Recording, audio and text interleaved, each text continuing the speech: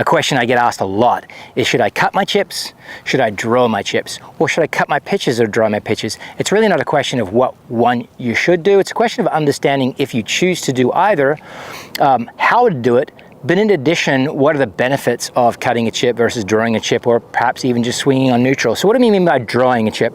I would mean that the direction the swing's traveling, the club head's traveling as it's striking the ball, is further right than possibly the target line and also your stance. Conversely, what would a cut chip be producing in terms of this arc shape? It would be an arc shape that's traveling more left of your target line and possibly even left of your stance. Both of those are options. And so therefore, right in the middle would sit this neutral arc shape that's traveling at the bottom of its swing parallel to our target line. So there's a how to achieve these things, because these cut versus draw versus neutral come with them specific contact tendencies. And whenever I see a person who philosophically wants to draw their chips, they're trying to tip the swing direction to achieve the club path out to the right of target, and they'll oftentimes do it just by moving the club head inside the handle arc to achieve this right direction or positive club path relative to the target line and or their stance. Conversely, when a person's trying to cut chip it, I also see an abundance of arm swing out and away from their body to achieve this left swing direction. Both those pathways are inherent with risk. The first draw perspective, this is building in some amount of risk that you're going to catch the ground before you get to the golf ball. So we're going to teach you a different way to draw it. And then this one is building in the likelihood of the club being higher than you need it, coming back into impact and potentially creating some blade contact. So we got fat contact when we draw it the wrong way.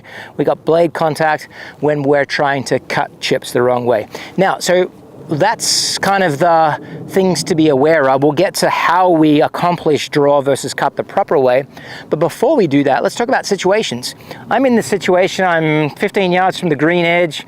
The wind's a little bit across, but it's also blowing down, and I don't have much green to work with. So given my limited room to land the ball and have it stop, it might be beneficial for me to develop the tool, the skill set to cut a chip, because on the same swing speed, let's say I have to swing at 22 miles an hour. We'll just call it 20 miles an hour here to produce the carry distance. If I hit a 20 mile an hour club speed cut pitch, what I'm going to have is an opportunity to have just a little bit more spin control as this ball's hitting the ground, so it's going to come off the club face with a bit more spin and therefore stop quicker. Conversely, if I decide to draw pitch it, landing in the same spot with the same club head speed, it's going to have a little bit more of a tendency to have less spin and therefore release a little bit more. I'm going to demonstrate the ball reaction on the green, so we give that life, and so you get to see that. But first, before we get to that, we're going to use the exact same stance, whether we're trying to cut across it, draw, or even neutral. The difference being is where the club head travels relative to the handle, not our arms swinging off our body. We're going to go cut first. So in a cut chip or cut pitch, I want the feeling of the club head swinging outside the handle the entirety of the motion and then traveling across the target line to the left. So it's almost probably looking like the club head's traveling to the camera as my hands always stay over my toes, just like so. So we've got club head outside handle, moving across to the left, and we got a ball that lands really soft. It's got a little bit more trajectory on it than a draw pitch or a draw chip, and it has a whole lot more spin. It's some 4 feet behind the hole. Now, what if we wanted to flip to the other end of the spectrum? We're going to draw now. So we said arms not off our body when we're trying to cut it, arms staying close. It's the same when we want to draw it. But like I mentioned, the error that people kind of run into here is when they're trying to draw it, they let the club head swing more in. This time I want you to let the handle swing more in. So the relationship of handle to club head is almost feeling the same. We're just tipping the handle swing direction, right? There's an arc that the handle swings on. We're tipping that to the right in order to tip the club head's movement to the right. So this would be the bad way. Club head swings in as handle swings straight back. Here's the proper way. Handle swings in, but club head from a relative standpoint feels like it's still outside my hand path. And here it is in action. Comes out lower, a little bit less grab on it, lands roughly in the same place, or if not even shorter, and it's rolled all the way to green edge.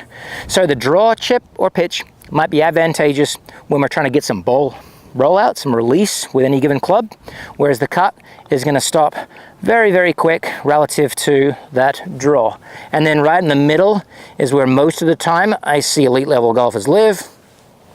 Just a pretty neutral movement along the target line for both the club head and also the handle. So rather than swinging to the left for the cut, I just swung the club head relatively straight to the target line as my handle stayed on this side.